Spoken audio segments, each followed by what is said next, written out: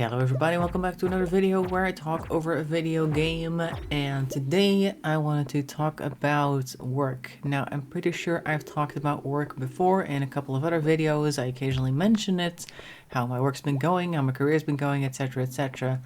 But today I actually wanted to look at the future, because if you think that we're having trouble now being neurodivergent, then maybe the future is going to be a little tougher.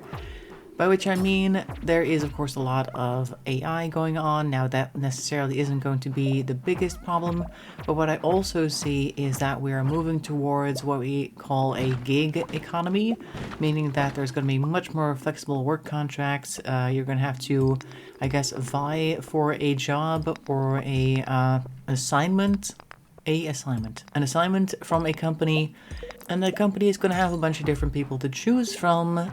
Because it's probably going to end up, like certain types of work is going to end up being very flexible in the contract sphere. So a lot of companies will not have a lot of people on for a long-term contract. They'll just give you like a year contract, maybe a couple of months. I've had a couple of 6-month contracts in the past few years, so it's definitely something that is going to be more prevalent. It's good for the company because they don't have long-term costs, and they also don't have a lot of overhead because you pay most of your own bills, basically. Like a lot of the insurances and stuff like that they now have to pay for you, if they do that at all, will then have to be paid by yourself, meaning that you have to charge a bunch of extra money, of course, in order to be able to cover that. But that's not the biggest deal. There's going to be a lot of people out there who are going to be running these one-person companies where they're all looking for the same type of work. Say, for instance, that you have a bunch of people who are administrative workers. They're going to be looking for administrative work jobs or gigs, I suppose.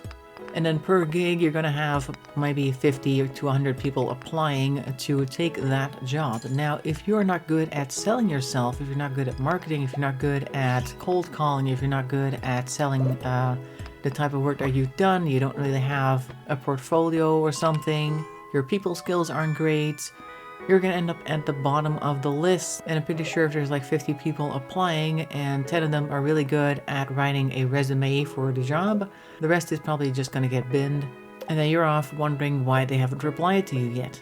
So basically the current job market, but then much, much worse. Because even if you do get the job or the gig, then it's only going to be temporary, and after that you're back to the same meat market to try and get the next gig.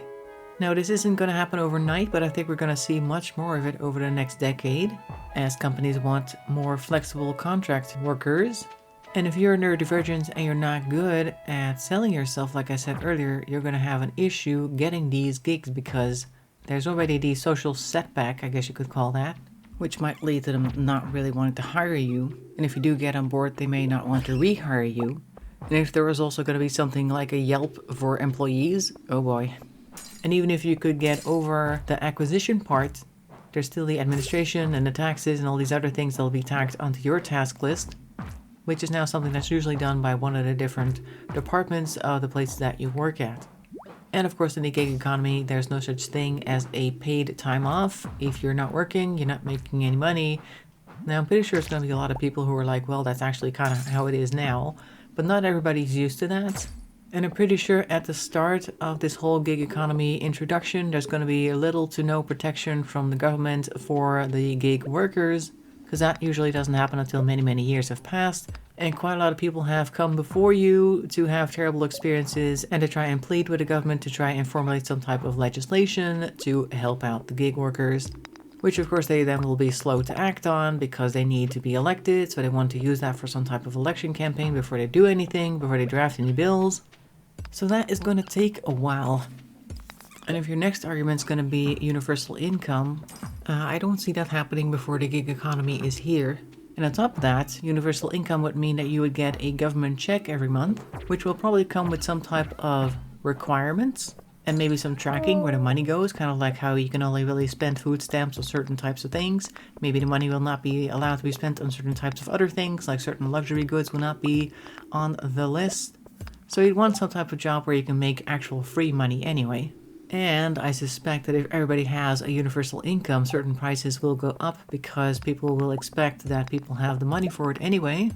Because I don't think that the landlord is going to accept that you cannot afford rent if the universal income is above what it is normally for his apartments. And we all know how lovely some landlords can be. Now, there are a lot of good landlords out there, don't get me wrong. But we all know a story or two about some really bad ones. Other types of prices might go up. Prices of certain types of food that may now still be low. I'm just thinking whenever you get some type of money that's like universal, then on the other end of the spectrum, not that spectrum, a different spectrum, like the financial spectrum, there's going to be somebody else who wants to cash in on that. You're going to end up paying more than you normally would.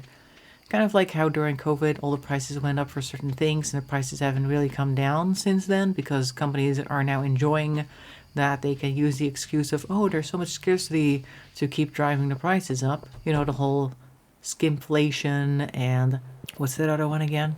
Shrinkflation, all these different things. There'll be something like that that'll affect the universal income gain that you would get every month, making it basically like you didn't really get anything extra in the first place.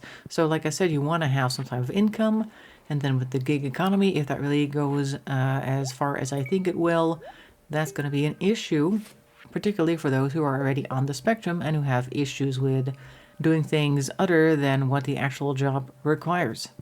Because a lot of the times I was thinking, like, if I had my own business, I wouldn't have to jump through anybody else's hoops. But the thing with having your own business is that you also have all the extra trouble that comes with it that is now taken care of by the company that you work for, like I already said, but I just want to reiterate that. But now you still have the choice to deal with that or try to hack it on your own. I don't really want to alarm people, but it's more like keep that in mind for the future. Like if you're still in the job market, this may be a good time to perhaps think about setting up some type of platform where people with neurodivergencies could apply, like a Fiverr version, but then for people on the spectrum. If somebody were so inclined, they could consider a specific type of job agency where gig workers can sign up and then basically have the job agency do the selecting of the gigs for them or the acquisition of the gigs.